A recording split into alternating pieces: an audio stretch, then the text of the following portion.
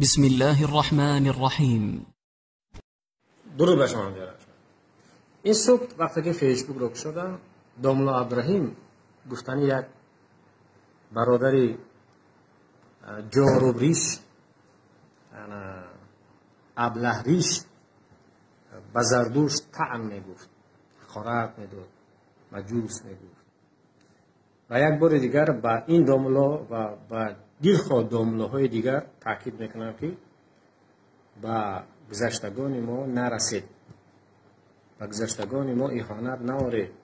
حضرت محمد پدرش کافر بود، هیچ چیز نمیگفت و در بهشت اونها همراه هم. با یگان جاربریش، کلتریش، کوسریش، جاهلریش، نمیدونم جیرریش، کوسریش کسی امکان نداده است که گذشتگان ما را حقارت بیاد. یک بار دیگر تاکید میکنم با همه داملاها از منطقه کلوب تا به بدخشان، هر کسی که دیگر به زردوش اهانت، حقارت، درشتی، دغلی، تحقیر و تهمت میزند، من به سود مراجعه میکنم و وجدانشان بسوزد اون نفرانی که به گذشتگان ما نخست پیامبری به شریعت زردوشت است، نخست کتاب آسمانی اوستاست. 65% قرآن سرچشمه از اوستا گرفته است و حضرت محمد این کار نکرده است، کافر نگفته از زردشت را. در قرآن سابعین این مجوس ها و سابعین همین مایم و محمد گفته است یک خدایند، احترامشان کنید. و به این جیلکدارانی جاروبریشی شپشک زده کسی امکان نداده است که زردشت را تحقیر کنند. آگاه کردم. اولا بگویم که چرا این به خودش اجازت داد که به ملت مسلمان تاجیک اینچنین تحقیر را و به دین اسلام اینچنین تحقیر را روا بیند. برای اینکه این طاغوت دارد، این میداند که پیشوایش، این رئیسی تاجیکستان و تمامی لشکرش، اینها همه خدمت کنندگان به مجوس هستند، اینها خدمت کنندگان به یهود و نصارا هستند و اینها همه بر ضد اسلام هستند. بله، اینها جوانمردان را به خاطر یک ریش حبس میکنند، زنان پاکیزه مؤمنه را نمیگذارند که شرم و حیای خود را حفظ بکند و حجابش را از سرش میگیرند و میخواهند که لخت باشد، میخواهند که فاحشه باشد. نمیگذارند که جوانها اقلا در درون مسجد رود یک بار لا اله الا الله بگوید. انکنون فهمیدید که مقصد این حکومت خبیثی چی بوده است؟ مقصدش مجوس کردن شما ای مسلمان ها است. مجوس کردن اگر شما نباشد فرزند شما، نبیره های شما است. اما اجازت میدهد که یک خبیث عبدالقادر طلبکوف، رئیس کتابخانه، یکی از انسان معروف در فرهنگ، در مدنیت تاجیک، در قسم معارف، میخیزد میگوید که زردشتی این است و آن است. ملاهای جوروبریش، من شما را به سود مراجعت میکنم. اولا میگویم که پسترین آیین و دین، خبیثترین آیین و دین، این دین مجوسی است.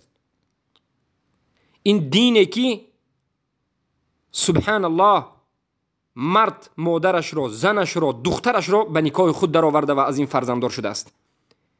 این دینی که حیوانیت هم اینچنین دین را قبول ندارد. اما آیین و دینی عبدالقادر طلبکوف همچنین بوده است. حکم عبدالقادر طلبکوف پسری ملا بوده است.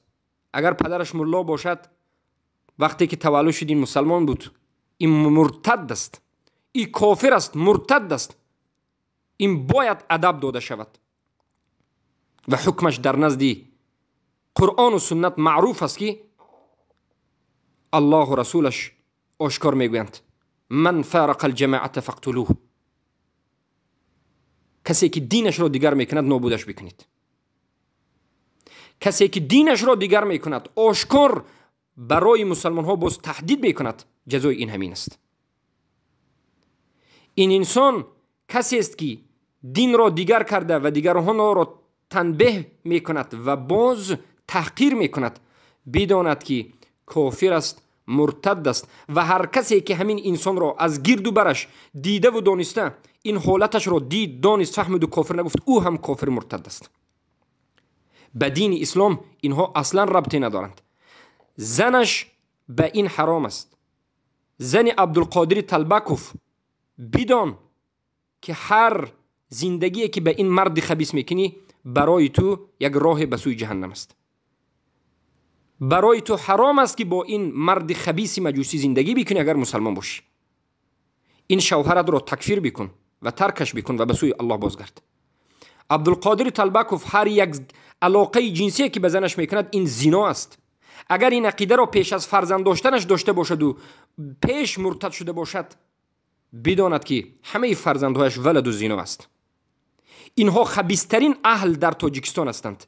تمام حق و همسایه و تمام معرکه و تمام دهه و تمام تاجیکستان باید لعنت بگوید به این عبدالقادر طلبکوف و انکارش بکند و برویش توف بکند و نابودش بکند. این است مسلمانی و این است حمایت از دین و این است قرآن و سنت. اما کسی فهمید که این مجوس است، کسی فهمید که این دین اسلام را تحقیر میکند، اما باز به خاطر منصب این انسان، به خاطر چیزی دیگر این انسان، به خاطر احترامش، به خاطر پدرش، به خاطر مادرش، به خاطر زنش به این انسان خوب معامله بکند، این انسان را انکار نکند، این انسان را مسلمان بگوید، داند که خودش کافر شده است. برای این انسان سلام دادن حرام است، این انسان را احترام کردن حرام است، به این انسان هم نشست شدن حرام است. و در حالتی که این انسان میمرد برای این انسان را شستن، جسمش را غسل دادن حرام است. کسی که این کار را میکند اگر توبه نکرده این عبدالقادر طلبکوف بمیرد، کسی که به همین انسان جنازه میکند او هم البته که به یک کاری خطرناک دست ده. اگر فهمیده حالت عبدالقادر طلبکوف را که مجوس است، دین اسلام را این کارو تحقیر میکند، بعد از این به این جنازه بخواند، این را مسلمان گفت، جنازه خواننده هم از دین اسلام بیرون شده. اما وای وای به حال این علما، وای به حال این طالب علمان که به این چنین خبثا جزا نمیدهند، جواب نمیدهند و ملت تاجیکستان، مسلمان ها آهسته آهسته به طرفی حتی مجوسی را روان کرده شدند. خصوصا این ملاهای طاغوت پرست که به خاطر تمامی ضد اسلام و مسلمین کلمه ها را میگویند، ضد اسلام و مسلمین هر یک مراجعت و خطبه را آماده میکنند، اما در دفاع اسلام و مسلمین این طاغوت پرستا سخن نمیکنند. پس ای ملت مسلمان تاجیک، به این علمای طاغوت پرست خود شما هیچگاه باور نکنید. شما را میگذارند که مجوس بشوید، اما نمیگذارند که مسلمان حقیقی بشوید. وظیفه این طاغوت پرستا همین است. هر ملایی که خدمت به طاغوت میکند و به خاطر طاغوت دن را باز میکند، حرف میگوید، این مقصدش رسانیدن دین، حفظ دین نیست. این حفظ طاغوت است و نابود کردن دین است.